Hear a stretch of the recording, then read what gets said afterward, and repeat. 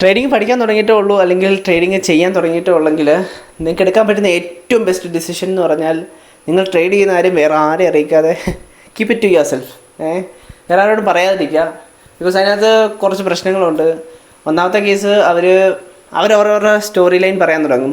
അവരുടെ ബന്ധുക്കാർ അല്ലെങ്കിൽ അവരുടെ ഫ്രണ്ട്സ് അല്ലെങ്കിൽ അവരുടെ ഫാമിലി അല്ലെങ്കിൽ അവർ തന്നെ പൈസ കൊണ്ട് കളഞ്ഞിട്ടുണ്ട് സ്റ്റോക്ക് മാർക്കറ്റിൽ, പൈസ പോകത്തേ ഉള്ളൂ, അത് ട്രൈ ഔട്ട് ചെയ്യേണ്ട, ചുമ്മാ റിസ്ക് എടുക്കണ്ട എന്നൊക്കെ പറഞ്ഞ് അവരിങ്ങനെ പറയും.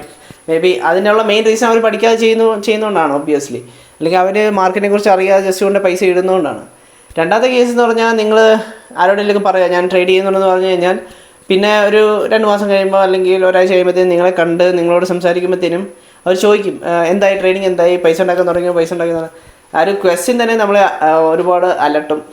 കാരണം ചിലപ്പോൾ നിങ്ങൾ ഒരു ലൂസിങ് സ്ട്രീക്ക് നിൽക്കുമ്പോഴായിരിക്കും ചോദ്യം ചോദിക്കുന്നത്, അല്ലെങ്കിൽ നിങ്ങളിതുവരെ നിങ്ങളുടെ ട്രേഡിംഗ് മോഡൽ കണ്ടുപിടിക്കുന്നതിന് മുന്നേ ആയിരിക്കും ഇത് ചോദ്യം ചോദിക്കുന്നത്, അല്ലെങ്കിൽ നിങ്ങൾ പഠിക്കുന്നേ ഉള്ളായിരിക്കും. ആ സ്റ്റേജിലായിരിക്കും ഇവർ വന്നിട്ട് പൈസ ഉണ്ടാക്കി തുടങ്ങിയോ, പൈസ ഉണ്ടാക്കി തുടങ്ങിയോ. It puts a pressure on to our head. So it's better not to tell anyone. ഞാൻ മാക്സിമം അവോയ്ഡ് ചെയ്യാറുണ്ട്. ഞാൻ ആരെങ്കിലും മീറ്റ് ചെയ്യുകയാണെങ്കിൽ എന്ത് ചെയ്യുന്നതെന്ന് ചോദിച്ചാൽ I tell that I am a designer. കാരണം ഞാൻ ഡിസൈനിങ്ങാണ് ചെയ്തിരുന്നത്, ഇപ്പം ഫ്രീലാൻസ് ചെയ്യുന്നുണ്ടെന്നുള്ള മാത്രമേ അറിയത്തുള്ളൂ. I don't say that I trade.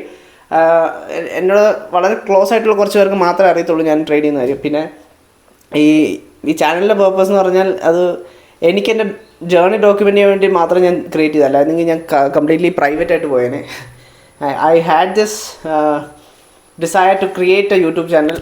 Social media ഒരു ബ്രാൻഡ് ബിൽഡ് ചെയ്യണം, അല്ലെങ്കിൽ പേഴ്സണൽ ബ്രാൻഡ് ബിൽഡ് ചെയ്യണം എന്നുള്ളൊരു ആഗ്രഹം നേരത്തെ ഉണ്ടായതുകൊണ്ട് മാത്രം ഞാൻ ഇതിനകത്ത് ചെയ്യുന്നത്. അല്ലെങ്കിൽ ഞാൻ ഇൻസ്റ്റഗ്രാമും ക്ലോസ് ചെയ്ത് യൂട്യൂബും ക്ലോസ് ചെയ്തിട്ട് പോയേനെ.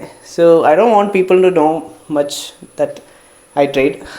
അതിപ്പം ആൾക്കാരെ മീറ്റ് ചെയ്യുമ്പോൾ ഞാൻ അങ്ങനെ പറയാറുമില്ല. So it's better not to tell anyone that you trade for your own good.